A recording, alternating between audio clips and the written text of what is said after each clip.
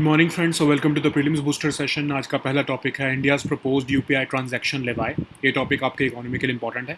Finance ministry ने taxation and other laws amendment bill 2026 introduce किया है, जिसमें कि बैंक्स और पेमेंट सिस्टम प्रोवाइडर्स को अलाउ किया जाएगा कि वो चार्ज कर सकें फ़ीस यूपीआई और रुपे डेबिट कार्ड ट्रांजैक्शंस पर, जो अभी तक फ्री थे। तो बिल में प्रपोजल ये है कि मर्चेंट डिस्काउंट रेट जो है यूपीआई ट्रांजैक्शंस पर अलाउ किया जाएगा। 0.3 से 0.5% तक जो है प्रपोज स्ट्रक्चर है, लेकिन ये ट्रांजैक्शन जो 2000 से ऊपर की होंगी सिर्फ उन्हीं पर ही एप्लीकेबल होगा, वो भी सिर्फ लार्जर मर्चेंट्स पर जिनकी एक टर्नओवर बहुत बड़ी है। स्मॉल शॉपकीपर्स या everyday consumer to consumer transfers जो हैं वो अनटच्ड रहेंगे इसमें। जनवरी 2020 से बैंक्स जो है उनको अलाउ नहीं किया गया है कि वो एमडीआर चार्ज करें यूपीआई ट्रांजैक्शंस पर। गवर्नमेंट जो है वो इंस्टेड कंपनसेट करती है बैंक्स को और पेमेंट फर्म्स को सब्सिडीज़ के थ्रू, क्योंकि यूपीआई ट्रांजैक्शन वॉल्यूम्स जो है एक्सप्लोड हो चुकी हैं। बिलियंस ऑफ ट्रांजैक्शंस होती हैं, लैक्स ऑफ करोड़ की मंथली। ये सब्सिडीज़ जो हैं उतनी नहीं बढ़ी हैं गवर्नमेंट के थ्रू जो जितनी actual cost of running the network है। इसलिए बार बार डिबेट होती रहती है कि कैसे इंट्रोड्यूस किया जाए इसको एमडीआर को, क्योंकि आरबीआई भी कहता है कि किसी ना किसी को तो कॉस्ट इसकी पे करनी पड़ेगी। अब ये बिल जो है देखने में तो लगता है कि डोमेस्टिक फिजिकल मैटर है, लेकिन ये जो यूएस के साथ एक तरह से जो डिस्प्यूट है ट्रेड को लेकर, उसका भी एक इसमें एंगल है। यूएस जो है वो इंडिया के यूपीआई इकोसिस्टम के ऊपर ऑब्जेक्शंस रेज करता है कि इंडिया का जो डिजिटल पेमेंट पॉलिसीज़ हैं वो उसको फॉरेन ट्रेड बैरियर मानता है। यूएसटीआर जो है उन्होंने एनपीसीआई का 30% मार्केट शेयर कैप जो है थर्ड पार्टी यूपीआई ऐप्स पर भी उसको भी एक कंसर्न माना है। यूएस कार्ड कंपनीज वीज़ा और मास्टर कार्ड जैसी जो है वो जब से यूपीआई आया तब से वो बिजनेस लूज़ करती जा रही हैं और वो कम्पीट नहीं कर पा रही हैं यूपीआई के साथ। यूएस ने ऐसे सिमिलर ऑब्जेक्शंस बाकी की कंट्रीज़ के अगेंस्ट भी जो है वो रेज़ किए हैं जहाँ पर डोमेस्टिक पेमेंट सिस्टम आ चुके हैं। तो बिल जो है ये एक पैटर्न शो कर रहा है जिसमें कि इंडिया अकोमोडेट कर रहा है यूएस के डिजिटल सेक्टर डिमांड्स को। जैसे कि अभी हमने डेटा सेंटर जो इंडिया में बनाएंगे उनको टैक्स हॉलीडे दी है। इंडिया ने जो 6% इक्वलाइजेशन लिवाया था उसको भी जो है वो अबॉलिश कर दिया यूएस के टैरिफ प्रेशर के अंडर आते हुए। ठीक है, नेक्स्ट हम टॉपिक देखते हैं research development and innovation fund. Topic economy के लिए इंपॉर्टेंट है। तो एक इन्वेस्टिगेशन ने रिवील किया है कि 22 प्राइवेट कंपनीज जिनको आरडीआई फंड के अंदर फंडिंग के लिए जो है वो सिलेक्ट किया गया, उसमें से 15 कंपनीज वो थी जिनके कुछ ना कुछ इन्वेस्टमेंट लिंक्स थे मेंबर्स ऑफ द फंड के सिलेक्शन कमेटी। एक तरह से कन्फ्लिक्ट ऑफ इंटरेस्ट है ये। आरडीआई जो है ये एक तरह से फ्लैगशिप इनिशिएटिव है गवर्नमेंट ऑफ इंडिया का, जो स्ट्रेंथन करना चाहता है कंट्री के डीप टेक इकोसिस्टम को। 2025 में इसको अनाउंस किया गया था और फंड का कॉर्पस लगभग 1 लाख करोड़ का है और ये फाइनेंसिंग को गैप को ब्रिज करना चाहता है बाय इंडियन टेक्नोलॉजी कंपनीज।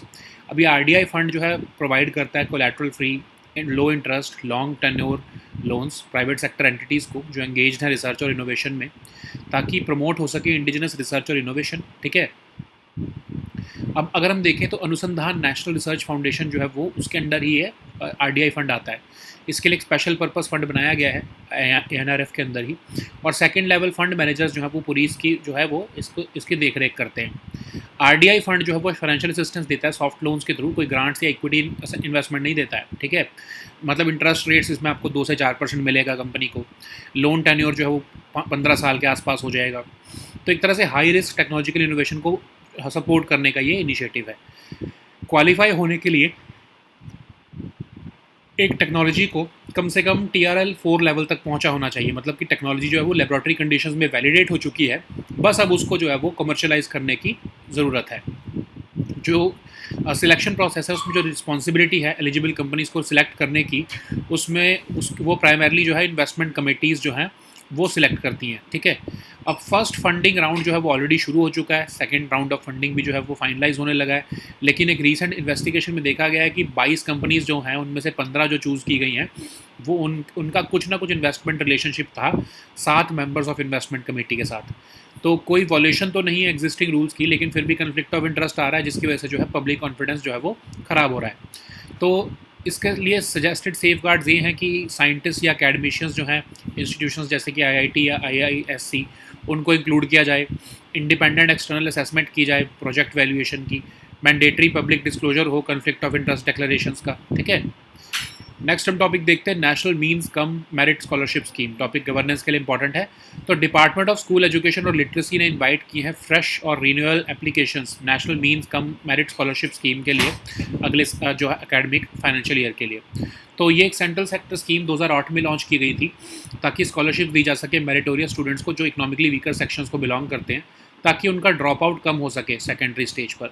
अब इस स्कीम के अंडर 1 लाख फ्रेश स्कॉलरशिप्स हर साल दी जाती हैं एलिजिबल स्टूडेंट्स को जो क्लास 9th में हैं, और इसकी रिन्यूअल भी होती है क्लास 10 से लेकर क्लास 12 तक। तो स्टूडेंट्स जिनकी पेरेंटल इनकम सभी सोर्सेज से 3,50,000 से ऊपर नहीं है, उनको ये मिलती है इसका स्कॉलरशिप। 55% मिनिमम मार्क्स आए होने चाहिए उनके क्लास 7 एग्जामिनेशन में, और वो रेगुलर स्टूडेंट्स होने चाहिए गवर्नमेंट एडेड या फिर लोकल बॉडी स्कूल्स में। रिन्यूअल के लिए जो है उनके 60% मार्क्स होने चाहिए कम से कम क्लास 12 में, अगर वो स्कॉलरशिप को कंटिन्यू करना चाहते हैं। नेक्स्ट हम टॉपिक देखते हैं गोवर्धन स्कीम। टॉपिक आपके गवर्नेंस के लिए इंपॉर्टेंट है। यूनियन कैबिनेट ने गोवर्धन स्कीम को अप्रूवल दे दिया है। ये स्कीम एक nation wide waste to energy ecosystem create करना चाहती है ताकि डोमेस्टिक CBG कंप्रेस्ड बायोगैस की जो प्रोडक्शन है वो 10 टाइम्स बढ़ जाए। अगले 10 साल के लिए इम्प्लीमेंट होगी। एक डेडिकेटेड फ्रेमवर्क बनाया जा रहा है सिटी गैस डिस्ट्रीब्यूशन एंटिटीज़ में, ताकि वो नोटिफाइड CBG ब्लेंडिंग ऑब्लिगेशन 3% 2027 तक, 4% 2028 तक और 5% 2029 ऑनवर्ड्स अचीव कर सकें। एलिजिबल ग्रीनफील्ड जो CBG प्रोजेक्ट्स हैं उनको कैपिटल असिस्टेंस भी मिलेगी। स्कीम सपोर्ट करती है क्लस्टर बेस्ड और स्टैंडअलोन पाइपलाइन इंफ्रास्ट्रक्चर दोनों को। ओके, नेक्स्ट हम टॉपिक देखते हैं scheme for promotion of culture of science. Topic आपके गवर्नेंस के लिए इंपॉर्टेंट है। Union minister for culture and tourism ने इन्फॉर्म किया है राज्यसभा को about scheme for promotion of culture and science, जो फ्लैगशिप इनिशिएटिव है मिनिस्ट्री ऑफ कल्चर का, ताकि साइंटिफिक टेम्पर और अवेयरनेस क्रिएट हो सके। और इसके अंदर science cities, science centres, innovation hubs, digital planetariums various region में बनाए जाने का प्रोग्राम है। National council of science museums जो कि ऑटोनॉमस बॉडी है मिनिस्ट्री ऑफ कल्चर की, वो इसकी नोडल एजेंसी है। और ये कहाँ बनाए जाएंगे? ये कैटेगरी 3 जो स्कीम साइंस सेंटर्स या डिजिटल प्लानेरियम्स उन एरियाज़ में जहाँ पर भी पॉपुलेशन 5 लाख से कम है। नेक्स्ट हम टॉपिक देखते हैं पाकल दुल हाइड्रो इलेक्ट्रिक प्रोजेक्ट। टॉपिक आपके इकोनॉमी के लिए इंपॉर्टेंट है। एक सिग्निफिकेंट इंडस्ट्रियल डिस्प्यूट जो था वर्कर्स का पाकल दुल हाइड्रो इलेक्ट्रिक प्रोजेक्ट में, वो रिजॉल्व हो चुका है रिसेंटली। तो ये पाकल दुल hydro electric project 1 gigawatt run of the river scheme hydro electric project है किश्तवाड़ डिस्ट्रिक्ट ऑफ जम्मू कश्मीर में, और ये मारूसुदार रिवर जो कि ट्रिब्यूटरी है चेनाब रिवर की, उस पर बनाया गया है। Concrete face rock fill dam है, ये अंडरग्राउंड पावर हाउस है। इसमें CVPPL इसके द्वारा बनाया गया है इसे। अब इसमें Jammu Kashmir state power development corporation जो है उसका 49% स्टेक है, NHPC और PTC इंडिया का 49% और 2% स्टेक है रिस्पेक्टिवली। J&K को first right to purchase the power भी अलॉट किया गया है NHPC और PTC द्वारा। नेक्स्ट हम टॉपिक देखते हैं अग्नि 4 मिसाइल। टॉपिक सिक्योरिटी के लिए इंपॉर्टेंट है। अग्नि 4 को सक्सेसफुली टेस्ट फायर किया गया है integrated test range Chandipur Odisha से। ये एक indigenously developed medium range ballistic missile है, डेवलप किया गया है बाय DRDO। ऑपरेट किया जाता है इसे स्ट्रेटेजिक फोर्सेस कमांड द्वारा, और ये केपेबल है स्ट्राइक करने के लिए targets of range up to 4000 kilometres. 2 stage surface to surface ballistic missile है powered by solid fuel rocket motor. Payload capacity इसकी 1000 किलोग्राम्स तक है, और इसमें जो सर्कुलर एरर प्रोबेबल है वो लेस देन 100 मीटर्स है। बेसिकली इसकी एक्यूरेसी कितनी है। नेक्स्ट हम टॉपिक देखते हैं Dhabaleswar temple. Topic art and culture के लिए इंपॉर्टेंट है। प्रेसिडेंट ने रिसेंटली ऑफर किए हैं prayers at Dhabaleswar temple near Berhampur Odisha. तो ये हिंदू टेम्पल है dedicated to lord Shiva. Located है आइलैंड पर, ये एक रिवर वहाँ महानदी के में नियर कटक ओडिशा। इसकी अगर हम one of the oldest temples है ये, और अगर इसकी हम कंस्ट्रक्शन देखें तो अर्ली 10th और 11th सेंचुरी में हमको ये डेट मिलेगा इसकी। सोमवंशी डायनेस्टी के किंग जो थे यादती केशरी, उन्होंने इसको पहली बार बनाया था। प्रेजेंट डे टेम्पल जो है वो कंस्ट्रक्ट किया गया king Veer Kishore of Khurda dynasty around 1232 AD। इसको कलिंग स्टाइल ऑफ आर्किटेक्चर में बनाया गया है। मेन टेम्पल स्ट्रक्चर जो है वो सैंडस्टोन से बना है, और टेम्पल के अराउंड जो है मार्बल कवर्ड रेज्ड प्लेटफॉर्म भी है। Okay, so now let us see all these topics in English. So the first topic is India's proposed UPI transaction levy. This topic is important for economy section. So Finance Ministry has introduced the Taxation and Other Laws Amendment Bill 2026, which would allow banks and payment service providers to charge fees on UPI and RuPay debit card transactions, which have so far been free. So what is the proposal? So the proposal is to enable a MDR on UPI transactions, and the proposed structure is that an MDR of about 0.3% to 0.5%, which will be applicable on only on transactions above 2,000 rupees, and only for larger merchants crossing the turnover threshold, has been proposed. So small shopkeepers and everyday consumer to consumer transfers would remain untouched. Since January 2020, banks have been barred from charging a merchant's MDR on UPI transactions. Government instead compensates banks and payment firms through subsidies. However, as UPI transaction volumes have exploded to create new world records almost every month, these subsidies have not kept pace with the actual cost of running the network. This has revived the debate of reintroducing MDR. So this bill is appearing to be a domestic fiscal matter, but it aligns closely with long-standing US objections to India's UPI ecosystem. So in March 2026, USTR classified India's digital payment policies as a foreign trade barrier. In fact, it flagged NPCI's 30% market share cap on third-party UPI apps also as a concern. Also, US card companies Visa and MasterCard have sustained losses since UPI was launched in 2016. They have failed to compete with UPI network. US has raised some other objections against similar objections against several countries who have their own domestic payment systems, including China, which uses its China Union Pay or WeChat Pay there. Okay, bill follows a pattern of India accommodating US digital sector demands. The last union budget announced a tax holiday until 2047 for foreign companies who are setting up data centers in India. India also abolished the 6% equalization levy last year amid a US tariff pressure. Okay. So the next topic is Research, Development and Innovation Fund. This topic is important for your economy section. An investigation has revealed that 15 of 22 private companies selected for funding under India's 1 lakh crore RDI fund have investment links with members of the fund selection committee. So RDI fund is a flagship initiative of Government of India aimed to strengthen the country's deep tech ecosystem through long-term affordable financing. It was announced in 2025. This fund has a corpus of nearly 1 lakh crore and it seeks to bridge the financing gap faced by Indian technology companies.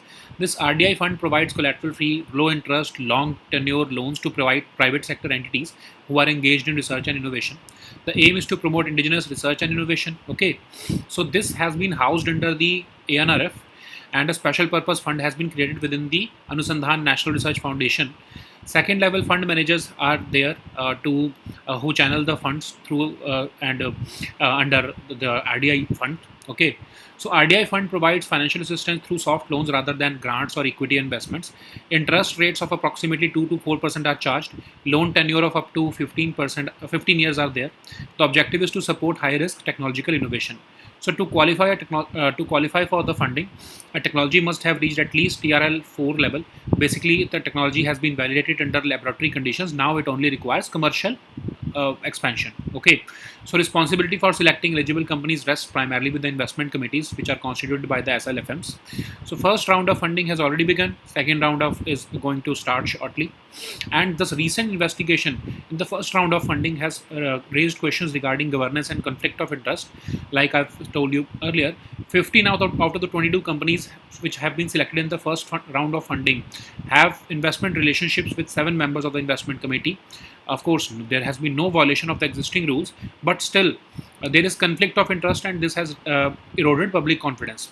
So the safeguards which have been suggested are that there should be inclusion of scientists and academicians from institutions like IITs and IISCs investment committees.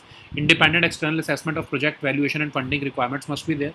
Mandatory public disclosure of conflict of interest declarations by committee members should be done. Okay. So the next topic is National Means Comes Merit Scholarship Scheme. This topic is important for our governance section. Department of School Education and Literacy has invited fresh and renewable applications for the National Means Comes Merit Scholarship Scheme for the next academic year.